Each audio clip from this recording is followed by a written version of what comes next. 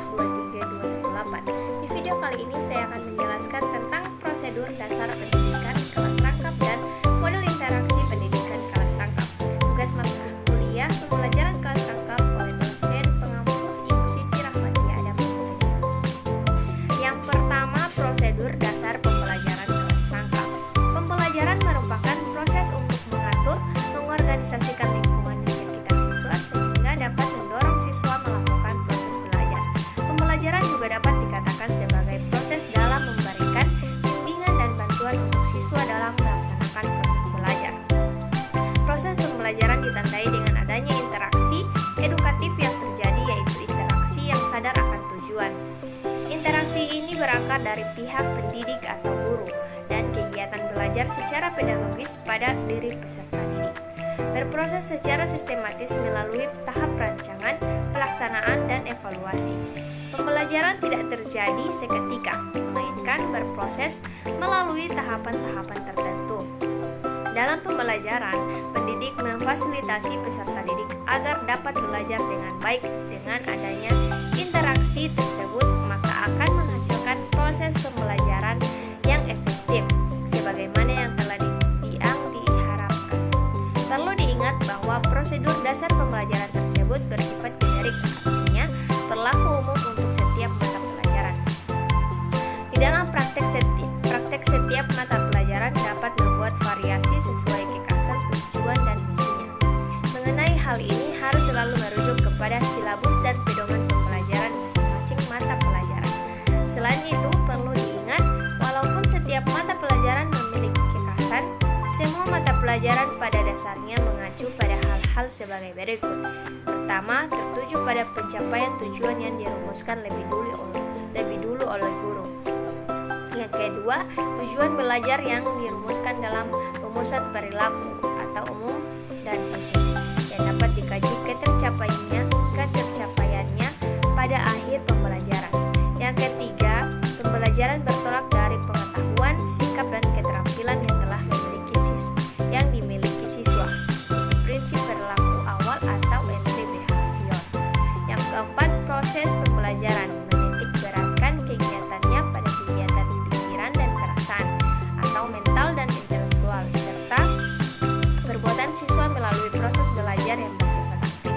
Dengan demikian, proses belajar siswa lebih menarik dan menantang dan menyenangkan, dan hasilnya dapat bertahan lama dan bermanfaat bagi proses belajar selanjutnya.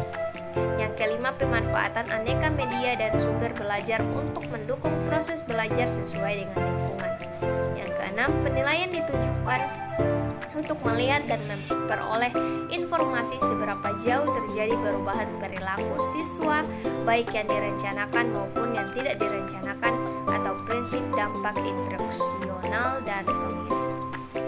Yang kedua, ada prinsip prosedur dalam pemilihan topik PKR. Ada beberapa prinsip prosedur dalam pemilihan topik PKR. Yang pertama, berorientasi kepada tujuan. Prinsip pertama ini mengandung arti bahwa topik yang dipilih harus bertolak dari tujuan dan terarah pada tujuan. Dengan demikian, dalam PKR dengan dua mata pelajaran untuk dua kelas yang berbeda dan dilakukan dalam satu ruangan, pengintegrasian atau perpaduan dalam satu topik besar tidaklah merupakan keharusan, kecuali bila kedua mata pelajaran tersebut mempunyai inti dan arah tujuan yang sama. Biasanya hal ini dapat dilakukan bila dua mata pelajaran yang akan ditangani dengan PKR itu termasuk ke dalam satu bidang studi, IPS atau IPA. Yang kedua, disesuaikan kepada karakteristik siswa, kelas, usia, kemampuan. Mengandung arti bahwa penetapan topik yang terpadu atau terpisah harus selalu mengingat dan memperhatikan keadaan murid. Bila suatu rencana PKR mencakup perangkapan kelas 1, 2, 3, 4, dan 5 dan 6, penetapan topik yang terpadu dapat dilakukan. Tetapi bila perangkap kelas itu akan dilakukan antara kelas 1 atau 2 atau 3 dengan 4 atau 5 dan 5 atau 6, penetapan topik yang terpisah kelihatan lebih bisa dipertanggungjawabkan secara kepentingan. Hal tersebut berlaku apabila PKR itu berkenaan dengan dua mata pelajaran yang berbeda hakikatnya. Bila Jika perangkapan kelas itu terjadi untuk satu mata pelajaran, pertimbangan psikologis dan pedagogis yang seharusnya dipertimbangkan adalah mengenai urutan materi dan cakupan sub-sub topik yang tercakup ke dalam topik umum yang terpadu tersebut. Yang ketiga, disesuaikan dengan kemampuan pengelolaan guru. Prinsip ketiga mengandung maksud perlunya guru untuk menyadari kemampuannya dalam mengelola PKR dengan topik yang telah dipilihnya. PKR dengan satu topik yang terpadu tentu beda cara dari PKR dengan dua topik yang berbeda.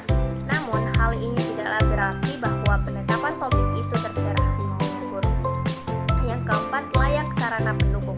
Prinsip keempat mengingatkan guru akan perlunya pemanfaatan sarana pendukung belajar murid yang tersedia dan atau dapat diadakan, tidak bersifat dipaksakan. Prinsip kelima, memperingatkan guru agar tidak memaksakan diri karena dorongan atau desakan pihak luar hanya karena sekedar untuk turut ikut-ikutan. Yang ketiga, model interaksi. Model interaksi pembelajaran kelas rangkap. Yang pertama, model combined grades atau combined classes, yaitu model pembelajaran kelas rangkap atau multi-grade teaching. Dalam satu kelas terdapat 2 atau 3 tingkatan kelas, sehingga guru dapat membagi kelas menjadi beberapa kelompok sesuai dengan tujuan pembelajaran yang ada di sekolah untuk beberapa tingkatan atau hanya 2 tingkatan. Model combined grades dapat memaksimalkan pengetahuan siswa, meningkatkan sikap siswa dan memberikan pengalaman kepada siswa berinteraksi dalam kelompok-kelompok umur yang berbeda. Yang kedua, model continuous progress, yaitu model pembelajaran kelas rangkap atau multi-grade teaching, memberi kesempatan kepada setiap siswa untuk terus berkelanjutan dalam mengikuti setiap tingkatan kelas sesuai dengan lama sekolah. Tujuannya adalah setiap anak berkesempatan untuk memperoleh keuntungan dari perbedaan umur dan perbedaan sikap dan kemampuan ketika belajar bersama. Yang ketiga, ada model mixed age atau multi-age grouping, yaitu model pembelajaran kelas rangkap atau multi-grade teaching. Dalam proses pembelajaran grup dibuat secara fleksibel atau proses regrouping anak dibuat dalam kelompok umur, jenis kelamin, kemampuan. Alasan dengan menggunakan model berbagai tingkatan umur ini, multi-age grouping ini adalah memberikan kesempatan kepada siswa untuk belajar tanpa rasa takut dan salah, menyediakan kegiatan berbagai jenis kepada siswa, memberikan kontribusi aspek sosial siswa, pemahaman tentang diri siswa, pemahaman terhadap siswa lain, kepercayaan diri siswa, konsep diri siswa, dan partisipasi siswa dalam